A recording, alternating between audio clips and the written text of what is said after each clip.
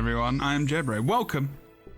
I'm streaming live on Twitch, and we were playing a build when I was completing the story, and it was really fun. So I was like, I'm gonna share this with everyone on YouTube as well. Hey ho, why not? And as I have said many times over, I have very much disliked playing Holosmith over the years, but I have found new fun with it, with hammer, but also with rifle and whatever weapon set you want to use, because you can have fun with all things. Just gonna quickly go over it. In terms of it's power damage. It's not condition damage based. It's just power, ferocity. I'm running Scholar on this. You can run whatever, run power based armor stats. I'm not gonna go over all the stats. You can just run whatever the hell you want as long as it's power, because that makes sense. Relic of the Wizard's Tower is what I'm using at the moment because I haven't really got anything else available at present, but I switched it out. It was just a little bit more defensive. Also, it's kind of similar to some of the skills in terms of, Holosmith oriented. So after using an elite skill, which is 60 seconds, you're going to pull everyone in as well as shield yourself from projectiles. Because you don't have a lot, you have a fair amount of HP, but you need to, you've got other things which help you survive in this build. There's no, clear, other than a stun break and a heal, there's nothing else really clear that's going to be able to help you be defensive, other than, some hammer skills and whatnot. But through the build, which is pretty good, we've got a lot of bits and bobs that are coming out here. So there's, tools, which is going to give us a ton more vigor from using our tool belt skills and giving us more energy to dodge. That's survivability. We've got blinds, which also give dazing from flashbang over an explosives. And then we've got things like removing conditions when coming out of Light Forge with light density amplifier and whatnot, as well as Corona Burst, which is going to give you barrier, which is the first skill on your Photon Forge here. So it's going to be able to give you, as well as might, it's going to give you some barrier as well. So a little bit of defensive things here and there. It's pretty good. We can go over it very quickly. Just quickly again, as I said, we're going to be going mostly with Berserker stats. You can go with Marauder. You don't need to go hardcore in there. I've got energy on my hammer, as well as, we don't have the RM. It was meant to be force, but I apparently didn't upgrade it. Just for extra damage, we're just stuck in this hammer most of the time as well because we've got grenades. And again, I've got some extra concentration I did pump up out there because we do have some boons, and sometimes it's nice to have a little bit of concentration on. My idea of builds isn't always to just blast out as much damage as possible. I want to stay alive, and I'm kind of just chilling. I know there's all these builds of the best PvP build of engineer, and the best damage build. It's they're not the best. They're the best for those people. They're not necessarily great for general players. And I think I create builds which are very good for the general casual player, which is what the majority of people are that play Guild Wars 2. So if you want to play a fun Holosmith build, which is fun to play, fairly damage oriented, but has some survivability, this is your build. So you don't feel pressured to go into anything specific. You can run 4 Marauders if you want to. You would have a little bit less damage, but you will have a lot more HP. Let's go into the build though. Tools. So tools is really good for getting vigor back, which gives you energy. So using any of your toolbar skills will give you vigor, including Photon Forge. Don't forget you can use your toolbar skills while you're in Photon Forge as well. Mechanized deployment. Oh no, sorry. Lesser utility goggles was changed a while ago.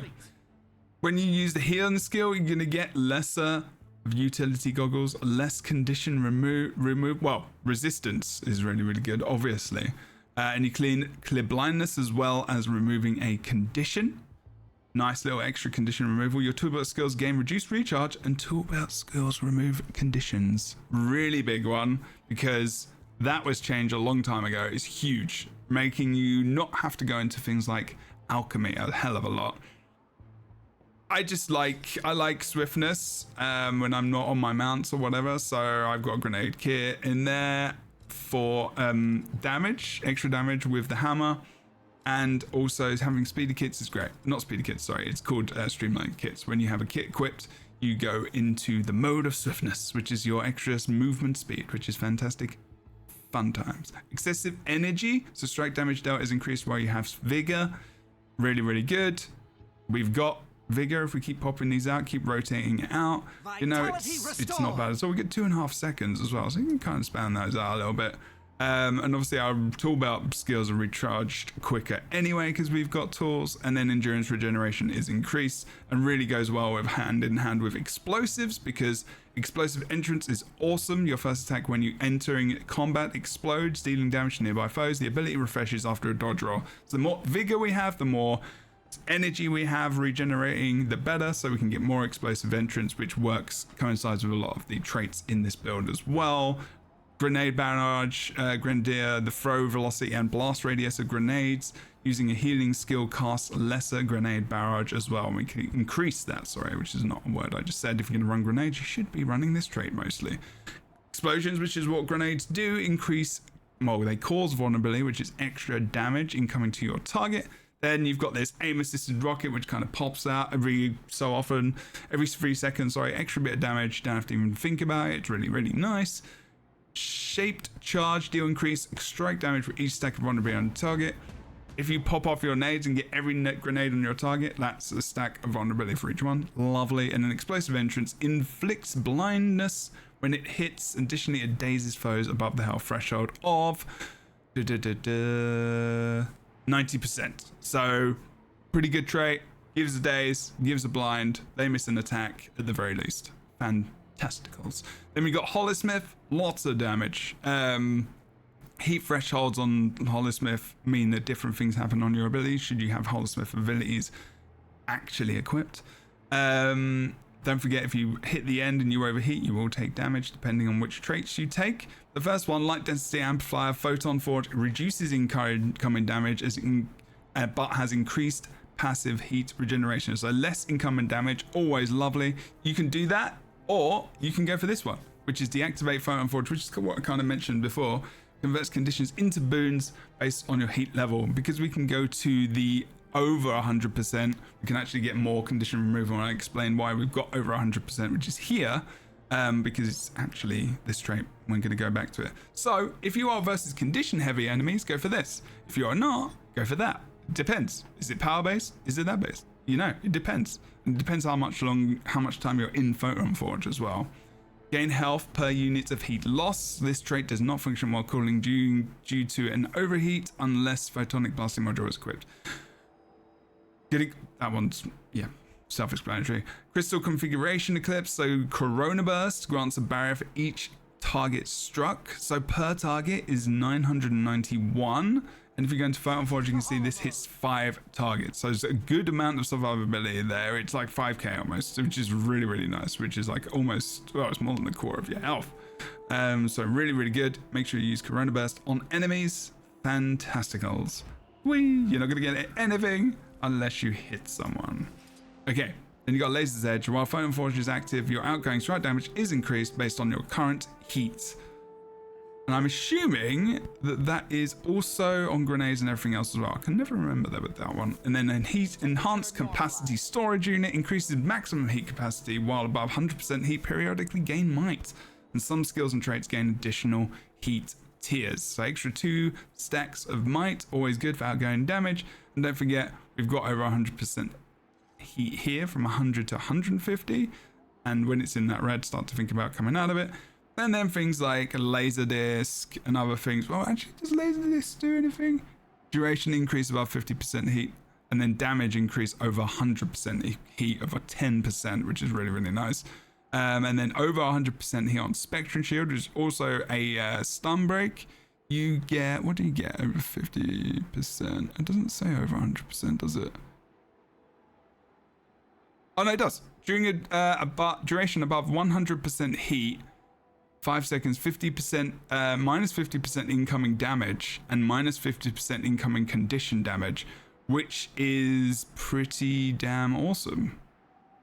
That's 5 seconds, so it just increases 5 seconds. So even if you just use this, I used it on the bosses in the story and I survived for ages, and I wasn't actually supposed to because I was supposed to die. I kept surviving because of this. It's a really, really, really good survival mechanic. And also you get utility and recharge reduced above 50% heat, it's minus 50% as well, and it's a stun break. It's actually a really solid ability. This is fun damage times. It also does a little bit bleeding. And then you've also got Prime Light Beam, which is really good against it's good for Defiance bars, it's good for big AoE CC in a line, similar to kind of Berserker and Warrior F1 ability in terms of area of effect. But you can see above 100% heat, which is what we've got because of the trait we've got here, you are going to get extra damage increase of 20%, which is always lovely. So I do like that. It's also an explosion, so don't forget explosions do give you that extra vulnerability, of course, as well. It's also a fire field burning, so if you can leap into that, you can get a fire aura to give you might when you hit enemies. So really, it's nice. So you can pop that out, and you could use rocket charge in there, for example, or another blast. On Photon Forge, for example, you've got blast finisher. You've also got another leap combo finisher there with hollow leap, which is also another place to get your swiftness. So if you don't want to take swiftness on your grenade kit, which is totally viable, you don't have to, you could go for maybe deal increased strike damage while your endurance is not full, which is probably most of the time because you're working with this explosive entrance. Or you could, no, I wouldn't go for this. Striking yourself foe triggers, that's really PvP oriented. It's not really worth it. I would go for that. Or if you just want permanent swiftness mode and grenade kit, you know, and you just want to stick in it rather than switching to Photon Forge to get the swiftness, you know, it really depends. I just pop that off because I find it easier. But that's pretty much the build. It's a good time. It's a good time. I could probably also go for a few combos here as well that are really good. Oh, and a few points. Cauterize is a ridiculously good condition removal, and over 100% heat removes 6 conditions. Good lord. I think it removes more because I don't think that's the total there. I think it's 7.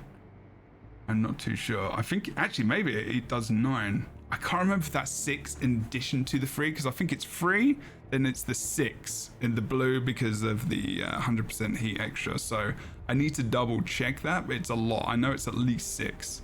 It might be 7. Don't forget you also get vigor from that. Really, really nice. Really, really nice. You do get self-burning points, a lot of burning on you though, which is the only problem with that.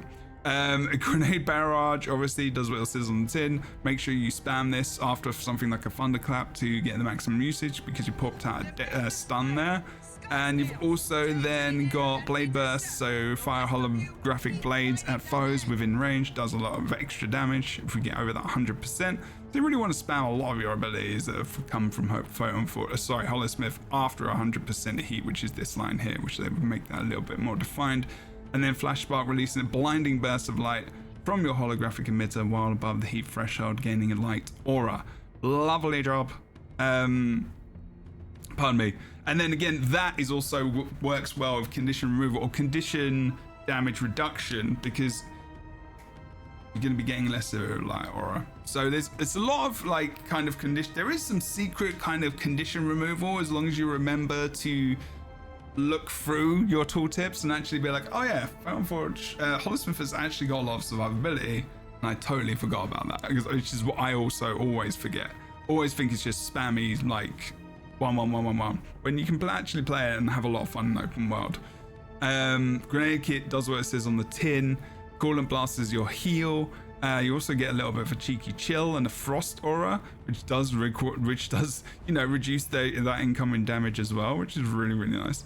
Wait, let me just read that around. If you're above the heat threshold, you get frost aura, which is really good. Over 50%, and then over 100% heat, you get an increase in duration. Okay, that's awesome. And it's a blast, don't forget. So pop that out over the top of something like, you know, oh wow, you get grenade barrage there as well. You get the swiftness over the top of a thunderclap lightning field. Don't forget that's a blast. I always forget that heal is also a blast as well. Really decent. Otherwise, that's the kind of build. We could do a little bit of gameplay. It's a bit extreme if we go all the way up there to do the gameplay because that is the meta event. And I can just show you kind of how it plays as well. I am doing this live, peeps, so if you notice that I kind of interact with chat and whatnot a little bit more, then that would be why, because I don't get much time to do these things. But let me know, what are you playing engineer-wise in the new expansion when you're playing in open world? This is not, like I said, this is not meant to be a best of build. This is just a fun build I've been playing, I've been enjoying.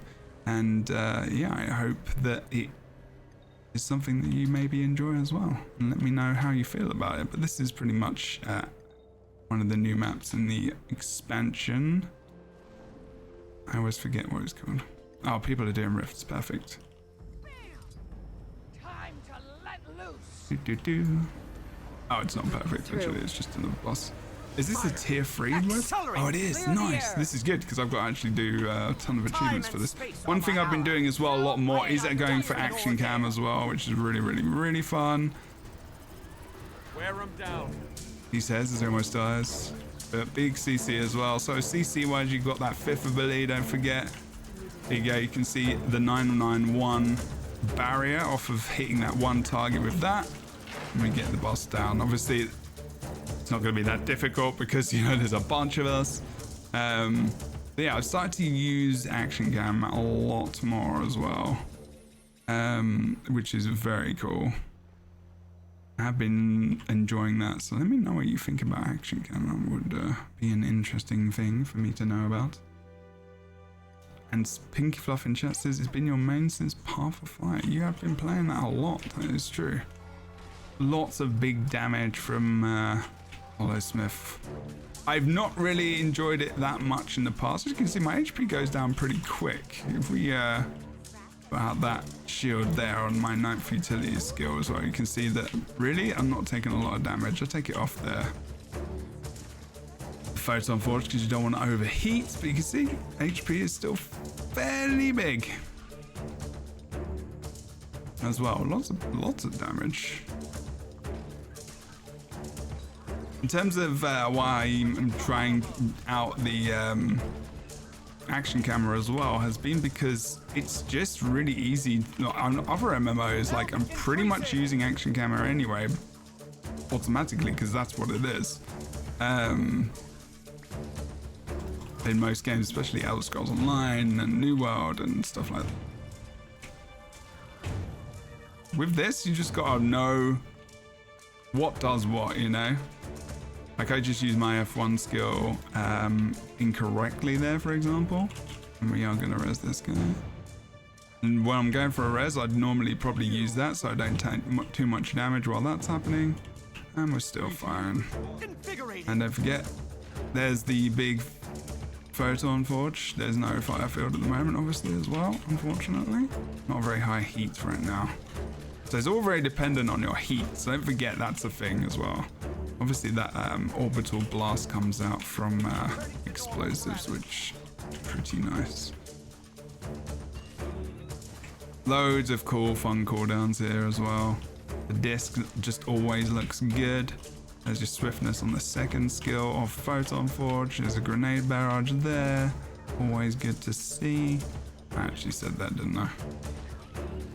We just get the one set of barrier on there, which is 991.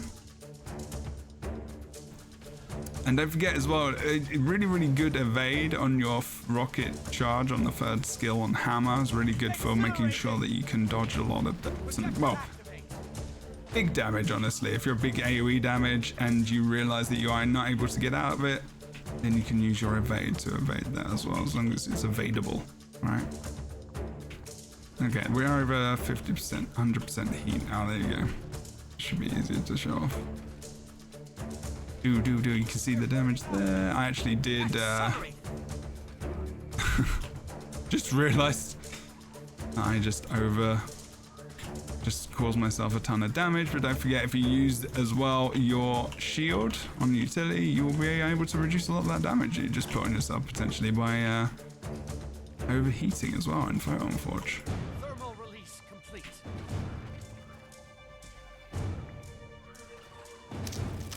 But as you can see, doing pretty well. I know there's not a ton of mobs here. There's mobs here as well. I know this is not necessarily the event what I'm supposed to be doing in the event. I'm just showing you damage wise what this build can do. It's fun. It's what I'm playing as well. A mix of this, Scrapper, Core Engineer, loads of stuff. It's just good times, honestly. It's been fun to kind of play a different class and spec during the expansion as well. Okay.